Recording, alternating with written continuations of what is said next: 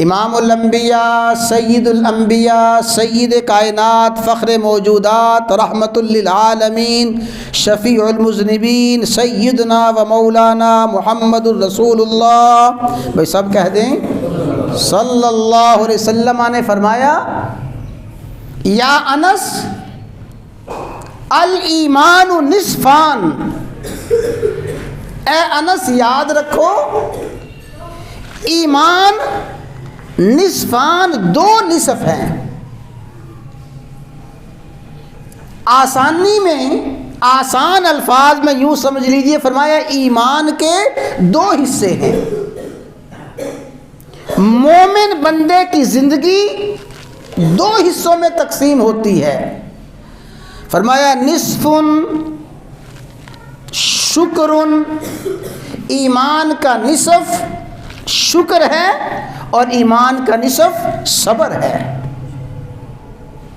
مومن کی زندگی یا تو شکر والی اور مومن کی زندگی یا صبر والی ہوتی ہے۔ ان دو حصوں کے علاوہ مومن کی زندگی کسی حصے میں تقسیم نہیں ہوتی، یا مومن حالت شکر میں یا مومن حالت صبر میں ہوتا ہے۔ الایمان نصفان، نصف شکر و نصف صبر، تو فرمایا ماہ رمضان ماہ صبر ہے۔ اور آپ نے ارشاد فرمایا یہ صبر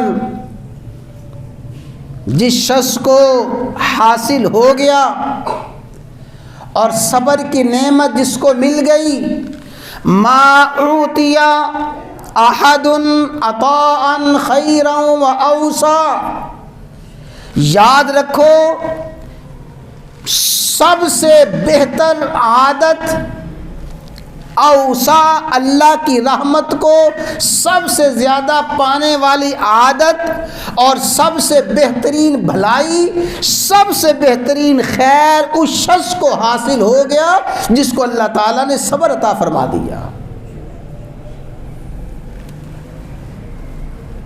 یہی وجہ ہے کہ امام الانبیاء، سید الانبیاء،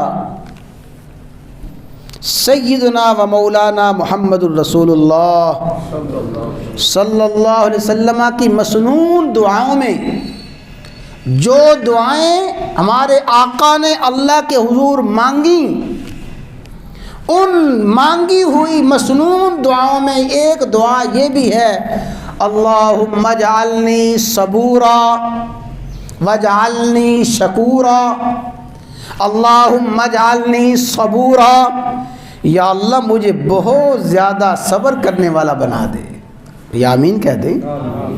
اللہم اجعلنی صبورا، یا اللہ مجھے بہت زیادہ صبر کرنے والا بنا دے، واجعلنی شکورا، اور مجھے بہت زیادہ شکر کرنے والا بنا دے۔